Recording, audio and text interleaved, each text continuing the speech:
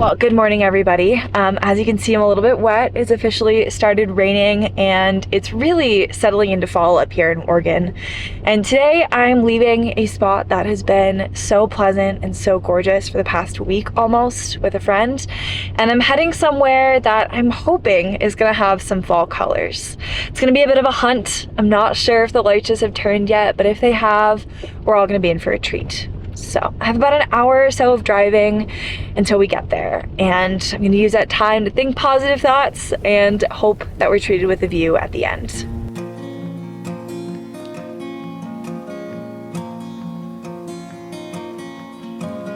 Wish I could take your lips with me on the road, wherever I'd be. I'd kiss you goodnight in a far-off moonlight.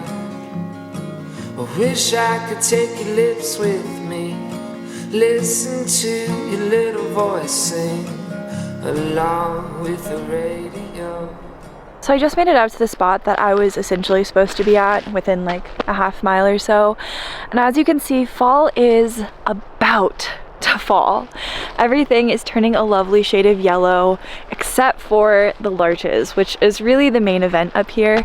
And so I think because there's no service up here and I'm quite far from town where I have to be tomorrow, I might head back a little bit closer and see if I can find something that still has colors but also has sunlight, is closer to town, and just generally better for tonight, which is a super big bummer. But I can already tell that I will be back because all of this behind me is truly just on the cusp of turning yellow and red, which is going to be so beautiful in a few weeks. The song that someone else wrote, I don't care.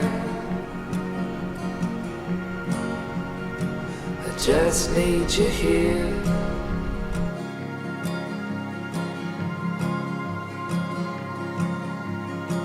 I wish I could take your eyes with me, show you all the things I've seen. So I just pulled over at a rest stop, which is really not like me, but as you'll see behind me, we just hit our first sunny pocket of the last week and a half or almost 2 weeks, which has been really unfortunate because I've not been able to recharge my solar up top on my camper very well, if at all. And I'm so thankful to have my Bluetti AC 180 in the car charging alongside my alternator as I drive today, because it means that even if this pocket of sun only lasts a few minutes, I'm gonna get to camp tonight and have enough power to do pretty much anything I want. But while we're getting some power up top, let's go ahead and take a moment to thank today's sponsor, Bluetti. As most of you know by now, if I'm gonna recommend any portable power station, it's gonna be Bluetti. And not only the AC 180, but their smaller and larger systems as well, which stay tuned because I think I'm gonna be trying out some of their bigger units in the near future. But right now, I'm using their AC 180 daily. The Bluetti AC 180 boasts an 1800 watt output capacity, which is not only powerful enough to charge all of my devices at once, but is even able to power bigger objects too, like Starlink, an air fryer, or all of them at once. In addition to a high output, the Bluetti AC 180 also has an incredible fast charging feature, which even on short drives allows me to recharge without having to rely on solar. Because even though I have the PV200, on days like today when it's partially cloudy and partially sunny, not only do I not want to have my unit outside in the rain, but I also can't rely on the sun to be able to recharge it. That said, drives like today, all around town, heading up to try to see the fall colors or along ridgelines and mountaintops are more than enough to get me a charge to last through the night, if not the next day. These quicker, fast charging cycles are really no concern for me either because Bluettis are guaranteed up to 3,500 life cycles, which I've done the math in the past 1 or 2 times a week if I were to just be draining it and recharging it on those long trips. But even now, it would last me over 10 years, recharging 3 to 5 times a week from zero, which is pretty hard to beat. So whether you're looking for an off-grid power solution for your mountain cabin, a weekend snowy camping trip, or you're on the road like myself and need reliable power at the push of a button, you can head down to the link in my description and use my code below to get $25 off your next purchase. And thank you again to Bluetti for sponsoring today's video.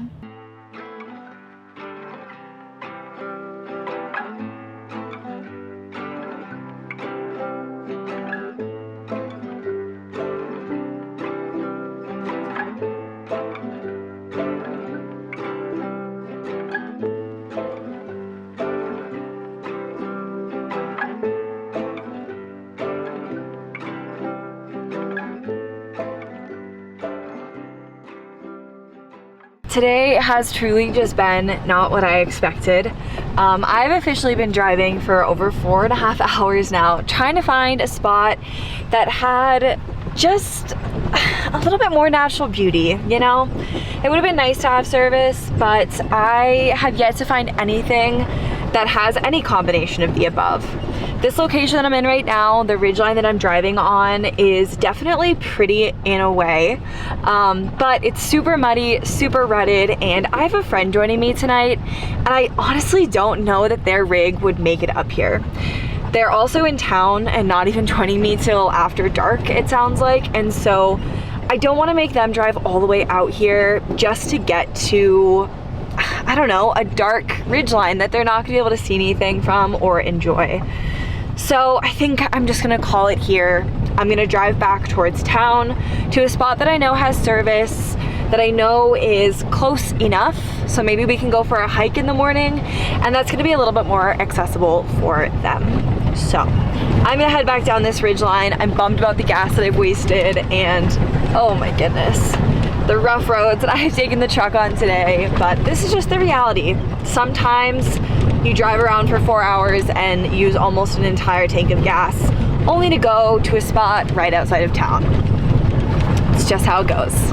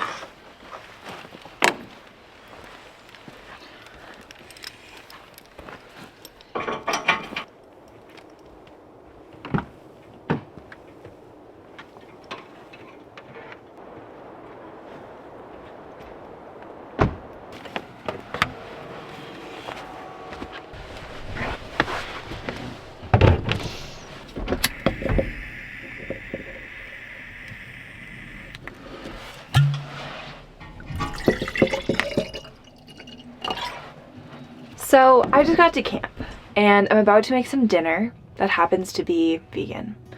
And I figured that this, while I'm cooking, would be a good time to address why I'm cooking something vegan tonight and why I am not a vegan anymore. I get comments almost every week, because I do tend to show my daily life, which includes food, that I should either be a vegan or that when I cook something vegan, people are no longer interested and don't support me. And I want to be really clear that this is not a response to those because I feel like I have to make one, but it's something that I want to talk about because I think food is something that is so personal to myself and to everyone. It's cultural, it's social, it's based on your health, on the environment, on the way that you grew up, and I've never really addressed it before. Does anyone else cry this badly when they're chopping onions?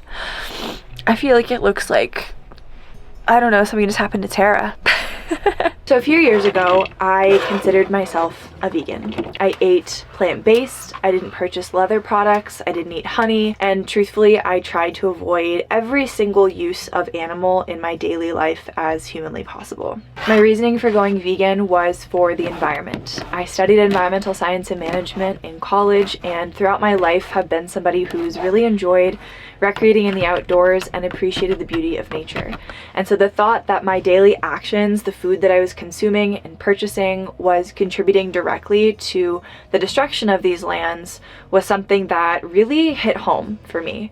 And so honestly, it was almost an overnight decision. When I realized the impact that industrial agriculture was having on the planet, I decided I was going to go vegan. Now, this was something that impacted nearly every area of my life, and not all for good or for bad, so I don't want to paint a picture that is black and white, but I would be lying if I said that it didn't change my relationships with the people around me. Now, this is only a fraction of the story, but to keep things simple and short and not get too verbose, I'll leave the travel, the culture at that, because I think the most important thing for me is why I'm actually no longer vegan, and it's not something that I will try to justify, that I will say is right. It's not something that I want to convince others of, but it's purely based on my past and my own life experiences. Something that I've never addressed on this channel are the mental health struggles that I had as a teenager and young adult. I struggled for over 8 years with a very severe eating disorder that ended up manifesting in trying to control my food and my body. And by nature of that led to me restricting certain food groups. And in hindsight, I think that my reasoning for going vegan, being an environmental cause, was really just a way for me to kind of cover up my subconscious motive, because at the time I really believed that for myself.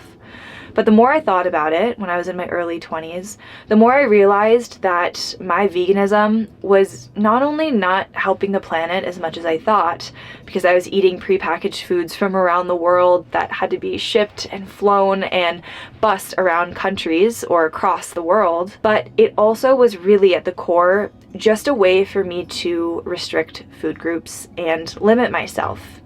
A way to continue to control my food and allow my mental health to honestly stay where it was at. And I don't say this lightly. This is not everyone's experience, but it was mine. And allowing myself to eat the foods that I craved and to eat a more balanced and all-inclusive diet was something that I found necessary to healing my relationship with my food and my body. And as a result of that, I'm no longer vegan. But for example, tonight I'm cooking a vegan risotto. And it's not necessarily because I feel I need to eat a vegan risotto, but it's because someone that I care about is joining me tonight for dinner. And that's my way of showing them that I care about them, by cooking something that they can enjoy as well and that is in alignment with their values. And additionally, I do still enjoy a very plant-forward diet. And I say all of this because lately I've been getting a lot of feedback from those of you watching that I should be a vegan, or when I say that I'm eating vegan, that it is no longer interesting to you. And I guess my response to that is that it's a shame. I think that food, once again, is a very sensitive and personal choice. And so to say that I am no longer ethical or compassionate because I don't eat purely vegan, or that I'm boring and following the crowd because I choose to eat a vegan meal, is really limited, in my opinion. So, all of that to say, this is now a bit more insight for you all who might be curious or who might be wondering why I do or don't eat a certain way. Ideally in the future, I would love to eat in a way that is sustainable not only for myself but also the planet. I've already been playing with preserving and sprouting my own food, and I would really love to get into harvesting my own animal products in the future as well. Whether I have some land with chickens on it or I decide to actually get good at fishing, that is my ideal method of eating. To eat things that are local, that are handmade or grown, small batch, and sustainable not only for people but also for the planet.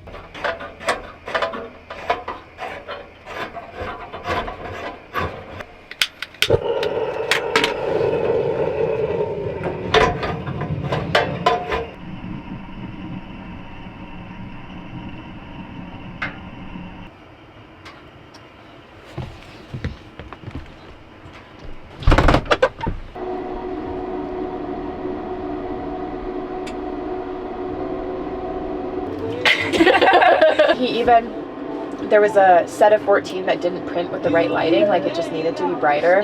I'm curious what you think about the difference between the two, because to me, I'm like, it changes the whole vibe. Crazy girl. She looks like a beauty queen. Yeah. And she literally, like I said, she looked like she had rabies. Her eyes get fully black and she's foaming at the mouth. And he was like, covered in dirt. And he was like, oh my God, I understand. Yeah. Like, yeah. The duality of women. You can't unlearn. the duality of women.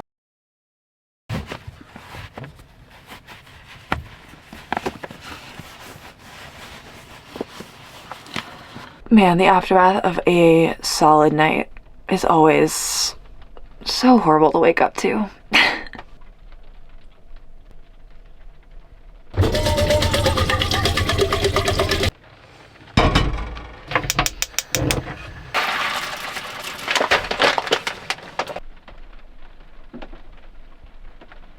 Well, today is going to be kind of a whirlwind. The weather is still dreary at best, and the camper is a disaster.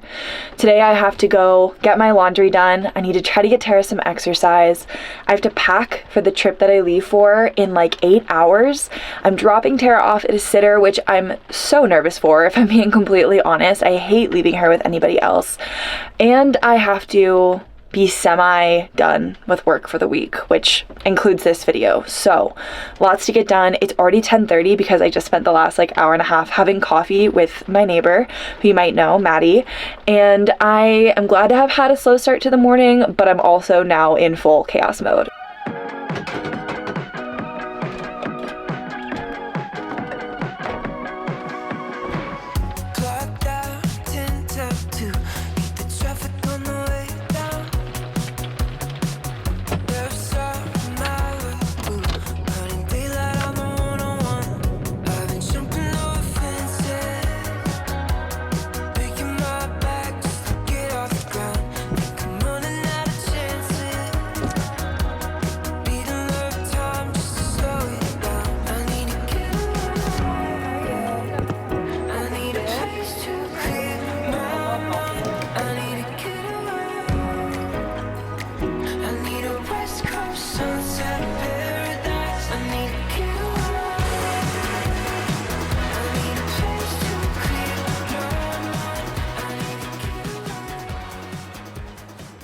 Alright, one of my favorite things to do when I have laundry going is to come back out and use the time to clean everything up, which, as you guys saw this morning, the rig is a disaster.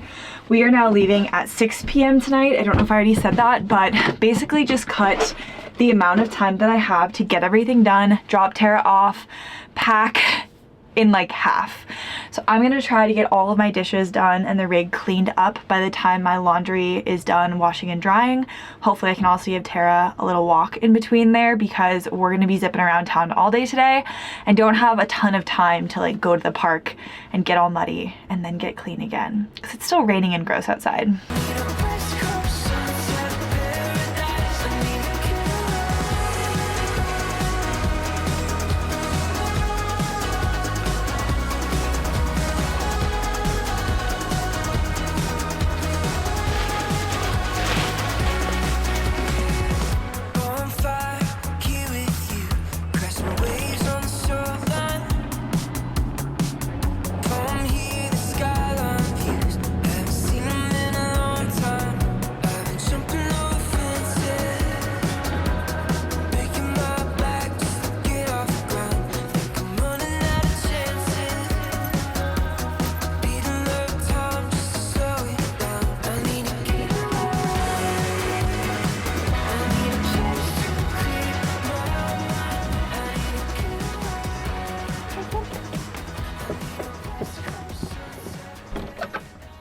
I'm also just now realizing I don't think I really mentioned where I was going. Maybe I said I was going to Austin, but I'm going to be attending a music festival with some of my friends. All of us are on the road, which is always super fun because, I don't know, there's just that bond that we have. But the issue here is that I'm going from basically snowing outside, it's been in the low 30s overnight and raining most days, to 90-degree Austin, Texas weather.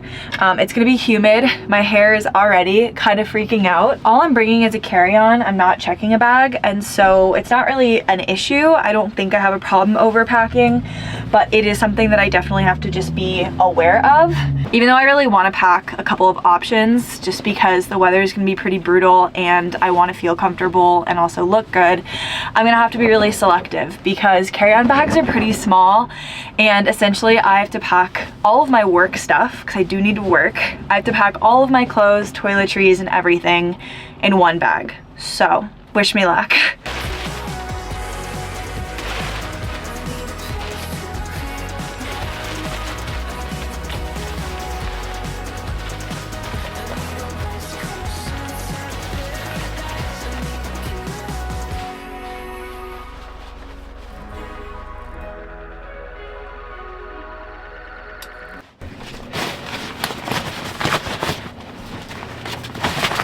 So this is the entirety of my clothes, and as I was mentioning, I am trying to pack for warm weather, but I will be wearing my boots, so I have some good boot socks, I have some PJs, and then a couple of options for the event itself. These are all of my toiletries. They're all gonna go in this dry bag here, but I have some wipes, I have like medications, some electrolytes, nail clippers, just kind of basic things like that. These are hair ties, makeup, sunscreen, all of that. I will be bringing one belt, so that goes with the clothes, and then all of this is actually food. This will be my dinner tonight since we're heading out at like 6. Probably gonna have this afternoon, and then all of these are more like non-perishables. Okay, but now that this is all packed and it is going to be as ridiculous as it sounds, I actually have to unpack my entire electronics pack because I need to charge all my devices so that way I can work tonight. So y'all can see this video on Sunday when I'm at the festival and you guys are hopefully comfortable in your home enjoying today's video.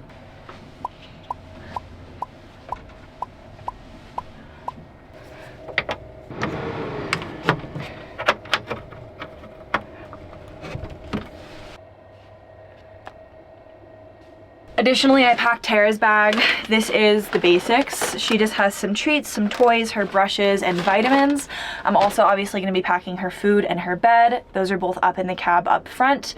And I think for the most part, we're all good. And from there, I think it's really just a matter of picking up those last few items, getting her energy out because she is a little restless right now, and taking a deep breath before the chaos really starts tonight. Hi. Hi. How are you? Good, how are you? Good. I should have pulled closer. I'm sorry. No, that's okay. Your dog is adorable. Thank you. Please do like the smallest one of those and a pup cup, please. And take it.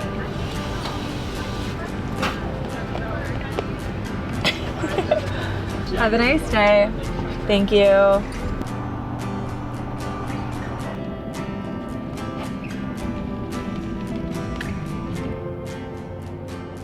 This is like the absolute worst part of going anywhere now without Terra. It's not that it costs money, it's not that it's a rush or the chaos, it's that I'm leaving her with somebody that I really just only a little bit know. There's insurance and I always do a check before I drop her off anywhere, but still, this part is the worst. That's a good babies. Okay, ready? 3, 2.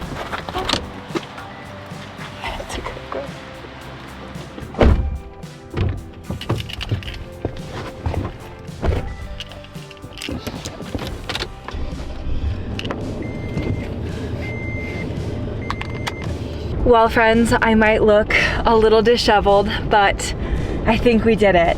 Trash, Terra drop off, which is still hurting my heart. I packed my bags, I got her all situated and at the sitter. I uploaded footage, I charged everything, I got the Bluetti ready. I threw out my trash, I dumped my water. I think we've actually done it. Now it's just time to go drop off the rig and meet the rest of the group.